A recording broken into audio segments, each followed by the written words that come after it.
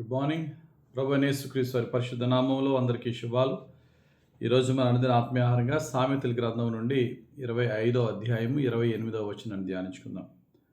ప్రాకారము లేక పాడైన పురము ఎంతో, తన మనస్సును అణుచుకోలేని వాడును అంతే. ప్రాకారము లేకుండా ఒక పురము పాడైపోతుంది. అలాగే మనస్సును అదుపులో ఉంచుకోకపోతే ఆ వ్యక్తి కూడా పాడైపోతాడని మహాజ్ఞాని సొలొమోను చెప్తున్నారు.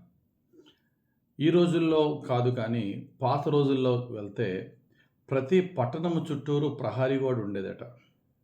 ఇప్పుడు మనకి కనబడుతున్న యెరూషలేము ఉంటే, యెరూషలేము చూడండి, యెరూషలేము చుట్టూరు ఇప్పటికీ కూడా ప్రహరీ గోడ ఉంటుంది. గ్రేట్ వాల్ ఆఫ్ చైనా చాలా ప్రపంచ వింతల్లో ఒక వింత. ఆ దేశం చుట్టూరు ప్రహరీ గోడ ఉంటుంది. అలాగా మన ఇంటికి ఖచ్చితంగా చుట్టూరు ఒక ప్రహరీ గోడ కట్టుకుంటాం. ఎందుకు అంటే బయట వారు ఎవరు కూడా మన లోపలికి రాకూడదు. అది వ్యక్తే కానీ, మనిషి కానీ, లేక జంతువే కానీ ఏదన్నా సరే మనకు ప్రొటెక్షన్ అనమాట ప్రహరీ గోడ. అలాగా మనిషికి ప్రొటెక్షన్ ఏంటి అంటే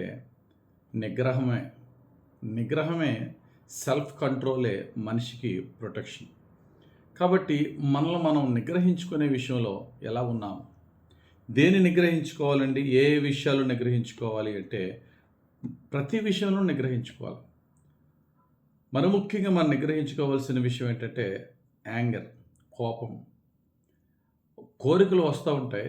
కాకపోతే ఆ కోరికలు మనము అందరూ ఉన్నారా లేరా అని చూసుకుని ఆ యొక్క కోరికలను ఎప్పుడు తీర్చుకోవాలా అని యోచించి చేసేది కోరిక. కానీ కోపం అలా కాదు. ఎవరున్నారా ఎవరు లేరా చూడదు కోపం. ఆ కోపంలో ఏం మాట్లాడతామో తెలియదు.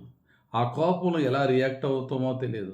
ఆ కోపంలో ఏ వ్యక్తి మీద రియాక్ట్ అవుతున్నామో కూడా యోచించుకుంటూ రియాక్ట్ అయితే చివరికి చాలా దారుణమైన పరిస్థితులకు జారిపోతాం. చేతులారా అనేక గొప్ప బ్లెస్సింగ్స్ని, మేలులను పోగొట్టుకుంటాం. గమనించండి, బైబిల్ గ్రంథంలో మనం చూసినట్లయితే కొంతమంది తన ఎమోషన్స్ కంట్రోల్ చేసుకోలేక ఎంతో నష్టపోయిన వారు ఉన్నారు. మోషే చూడండి, 40 సంవత్సరాలు ఇశ్రాయేలును ఐగుప్తు దేశం నుంచి కానాను వరకు నడిపిస్తున్న ఈ కాలంలో మోషే ఇశ్రాయేల్ విసిగించారని చెప్పేసి తన నోటితో విసిగిపోయి కాని మాట మాట్లాడాడు. దేవుని గణపరచలేకపోయాడు. వాళ్ళు ఇశ్రాయేలులు ఆయన్ని శోధిస్తూ విసిగిస్తూ ఉంటే సంఖ్యాకాండం 20వ అధ్యాయం 10-12 వచనాలలో కనబడుతుంది మోషే అలా విసిగిపోయాడు. కనుక ఆ నోటితో పలకరాని మాట మాట్లాడాడు, కోపం వ్యక్తపరిచాడు. దానివల్ల దేవుని యొక్క శిక్షకు గురయ్యాడు. అంత గొప్ప దైవ సేవకుడు కూడా. వాస్తవానికి మోషే అందరికన్నా సాత్వికుడు. ఆ సాత్వికుడినే బహుగా శోధించారు. మన మాటల్లో చాలా జాగ్రత్తగా ఉండాలి. మోషేకి మిరియాంకి అహరోనికి గొడవైంది.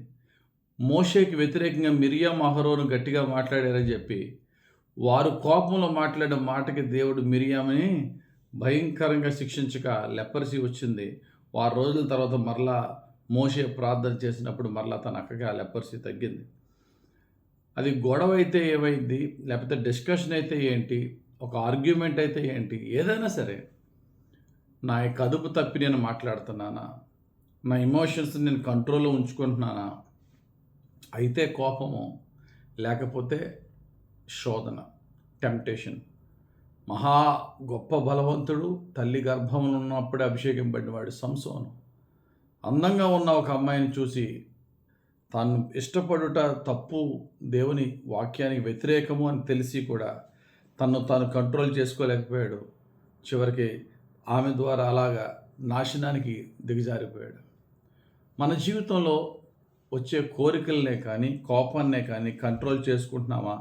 లేక ఎంత కోపం వచ్చినా, ఎంత కోరిక వచ్చినా సొలొమోను మహారాజులాగా నాకేమి చూడాలనుకుంటా చూసేస్తున్నా, ఏమి చేయాలనుకుంటా చేసేస్తున్నామంటే మన జీవితాలు చాలా భయంకరమైన స్థితికి జారిపోతాయి. దేవుని అడుగుదాం, ప్రభువా నా కంట్రోలింగ్ పవరు ప్రభువా. కీర్తనకారుడు అంటాడు 37వ కీర్తన 8వ వచనంలో, కోపము మానము, ఆగ్రహము విడిచిపెట్టుము, వ్యసన పడకము, అది కీడుకే కారణం.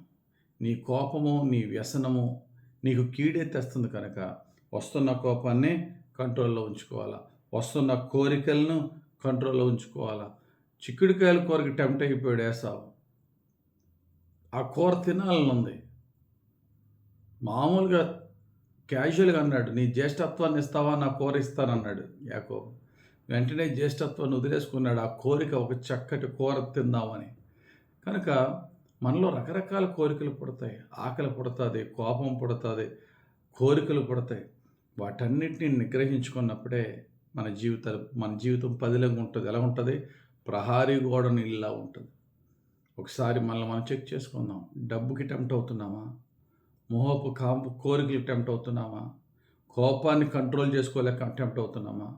దురాశ ఎక్కువైపోయి టెంప్ట్ అవుతున్నామా? ప్రభువా, ఎటువంటి శోధన వచ్చినా, ఎటువంటి భావోద్వేగం కలిగినా కంట్రోల్‌లో ఉండటానికి నాకు నీ యొక్క నిగ్రహాన్ని ఇవ్వు ప్రభువా అని దేవుడిని అడుగుదాం. ఎందుకంటే ఆత్మఫలం ఏమనగా అని చెప్పి గలతీ 5:22 చివరిది సెల్ఫ్ కంట్రోల్. ఆత్మను నిగ్రహించుకోగలిగే శక్తి కూడా దేవుడు పరిశుద్ధ ఆత్మను మనకిస్తాడు. కనుక దేవుణ్ణి అడిగి ఆ ఆత్మ ద్వారా నిగ్రహించుకునే శక్తిని పొందుకొని దేవునికి ప్రీతికరంగా పరిశుద్ధంగా ఉందాం. పరిశుద్ధ ఆత్మను అట్టి కృప మనకు అనుగ్రహించును గాక. ఆమేన్. పరిశుద్ధుడు ప్రేమ కలిగిన తండ్రి, ఉదయకాల సమయన మీరు ఇచ్చిన ఈ వాక్యం బట్టి స్తోత్రాలు. మేము ఏ విషయంలో మేము నిగ్రహించుకోలేకపోతున్నామో ఆ విషయంలో మమ్మల్ని మేము నిగ్రహించుకోగలిగే శక్తిని మాకు ఇచ్చి నీకు ప్రీతికరంగా మా జీవితకాలం అంతా జీవించే భాగ్యం దయచేయమని నీ పరిశుద్ధాత్మతో ఏలమని యేసయ్య పరిశుద్ధ నామములో ప్రార్థించి వేడుకొనిచున్నాము తండ్రి. ఆమేన్. తండ్రి యొక్కయు కుమారుని యొక్కయు పరిశుద్ధాత్మ దేవుని అభిషేకం హెచ్చుగా మనపై దిగి వచ్చి కోరికలను భావోద్వేగాలను కంట్రోల్లో ఉంచుకొని నిగ్రహించుకొని పరిశుద్ధంగా ఉండే కృప మనకందరికీ పరిశుద్ధాత్ముడు దయచేయను గాక. ఆమేన్. God bless you. Have a very blessed day.